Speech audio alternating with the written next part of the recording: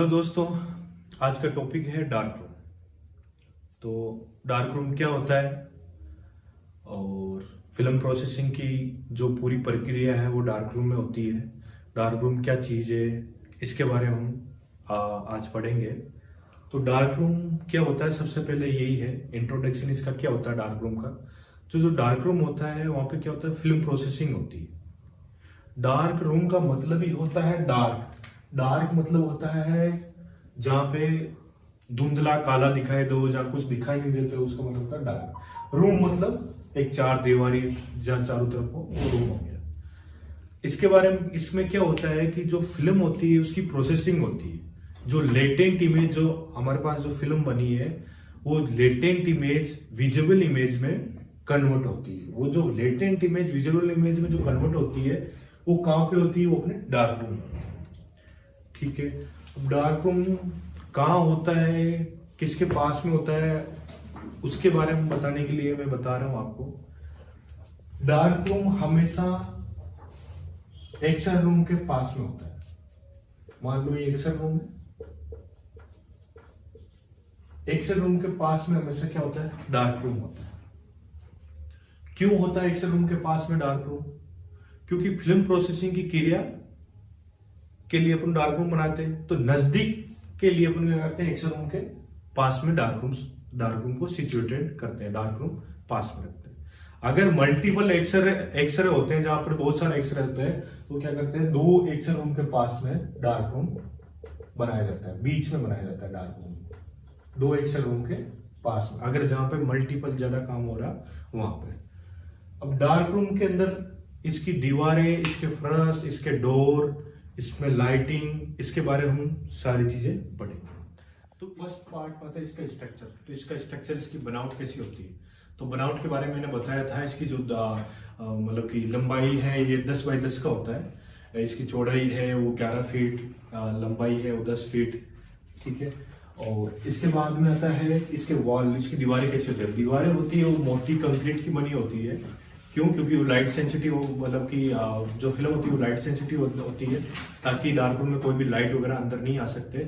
इसके दीवारों की तरफ चारों तरफ लेड की प्लेट चिपकाई जाती है, ताकि एक्शन रूम के पास में रहता है डार्क रूम, तो एक्सरेज अंदर की तरफ नहीं आ सकते। इसके बाद आता है इसके अंदर फ्लोर। फ्लोर होता है वो अपना खुदरा फ्लोर होना चाहिए।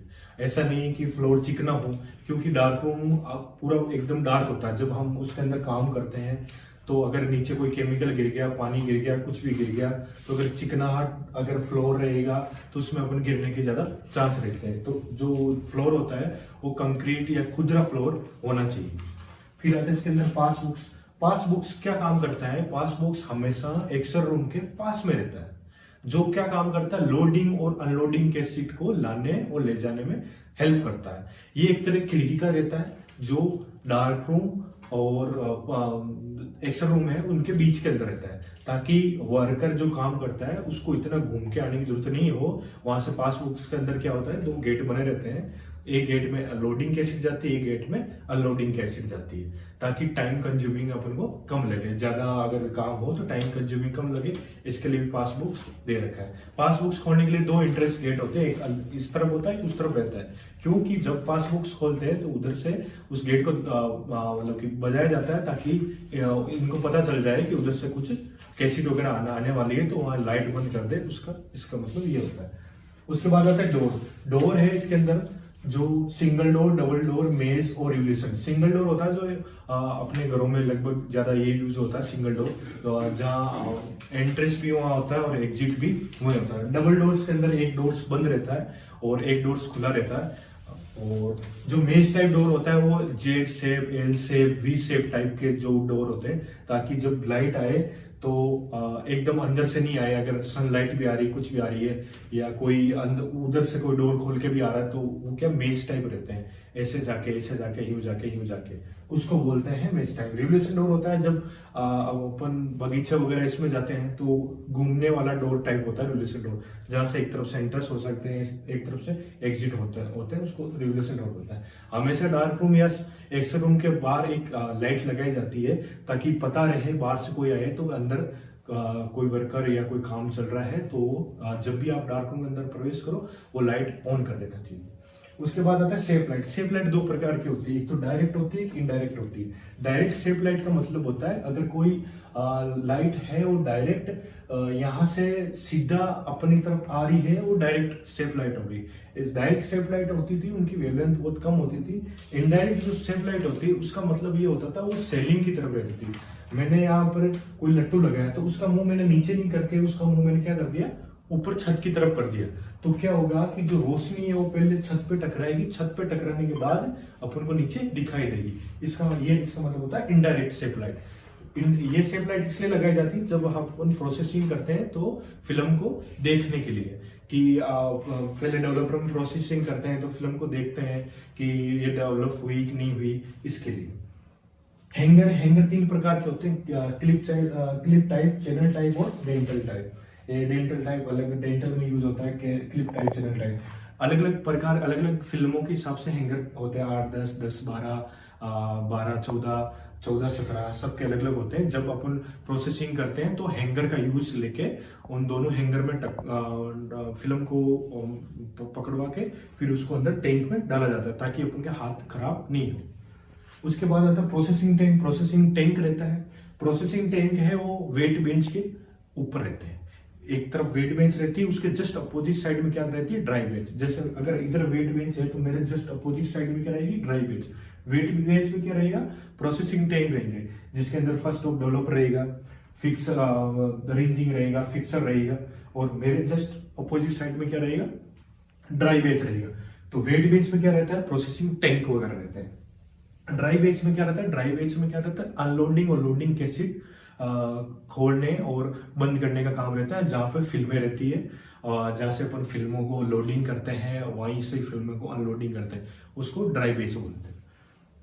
हैंगर रेक का मतलब होता है आपको कैसेट रखने का हैंगर टाइप रेक बना रहता है। जैसे अपने किताबों को रखने के लिए हैंगर रेक बना रहता है, वैसे कैसेटों को रखने के लिए हैंगर रेक बना रहता है। उसके बाद आ जाता है अनलोडिंग कैसेट। अनलोडिंग कैसेट को हमेशा क्या करते हैं, उल्टा रखते हैं। उसका जो फ्रंट साइड है वो मतलब नीचे रखते हैं और बैक साइड ऊपर रखते हैं, और उसकी क्लिप को ओपन रखते हैं ताकि अपन को पता चले कि ये अनलोडिंग कैसेट है और इसको लोड करना है अभी, तो इसको अपन उल्टा रखते हैं। इस चीज का ध्यान रखना, अनलोडिंग कैसेट का।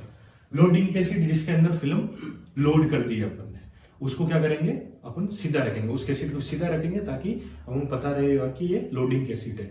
ये इसलिए ये उल्टा रखने का इसका मतलब इसलिए है क्योंकि डार्क रूम में आपको कुछ भी दिखाई नहीं देता। अपन एक अनुमान लगा सकते हैं कि ये ऐसा है। अगर वो नीचे की तरफ है, क्लिप ऊपर की तरफ है, इसका मतलब अनलोडिंग कैसेट है। फिर आता है कैसेट। कैसेट अलग अलग प्रकार की होती है, जैसे 8, 10 हो गई, 10, 12 हो गई, 12, 15 हो गई, 14, 17 हो गई। तो ये कैसेट होगी। कैसेट का एक अलग टॉपिक आएगा जिसके अंदर कैसेट के बारे में सारा अपन आगे आपको बताएंगे। उसके बाद में आता है वाटर सप्लाई। तो डार्क रूम के अंदर वाटर सप्लाई भी चाहिए क्योंकि उसके रेंजिंग के अंदर होगी, वाटर सप्लाई चाहिए। तो वाटर सप्लाई के लिए ध्यान ये रखना चाहिए कि जब अपन वो वाटर सप्लाई करते हैं तो सिंक वगैरह हो, तो सिंक एक तरफ होना चाहिए। ऐसा नहीं हो सिंक से पानी बाहर की तरफ फ्लोर पे गिर रहा हो तो अपन को गिरने के ज्यादा चांस रहते हैं, तो वाटर सप्लाई होना चाहिए।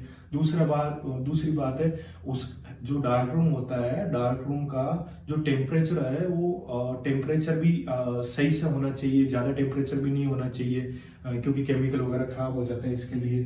फिर है इलेक्ट्रिक सप्लाई। उसके अंदर इलेक्ट्रिक सेटेलाइट इनके लिए यूज के लिए इलेक्ट्रिक सप्लाई का भी होना चाहिए डार्क रूम के अंदर। फिर आता है जो ऑटोमेटिक और मैनुअल प्रोसेसिंग। तो ऑटोमेटिक और मैनुअल प्रोसेसिंग है, इसका अलग से टॉपिक है। ऑटोमेटिक और मैनुअल प्रोसेसिंग हम अगले वीडियो में देखेंगे। ये पूरा 20 नंबर का आता है, तो इसको आप अच्छे से पढ़ना। सारे इसमें टॉपिक मैंने आपको बता दिए हैं, तो सारे टॉपिक एक बार लिख लेना आप, उसके बाद उनको डिस्क्राइब कर देना या फिर एक एक डिस्क्राइब कर देना। ये आपको 20 नंबर का आना है। दूसरी बात, इसके अंदर आपको लेआउट बनाना है, डार्क रूम का लेआउट कैसा होता है। आप गूगल पे भी सर्च करके देख सकते हो डार्क रूम का लेआउट।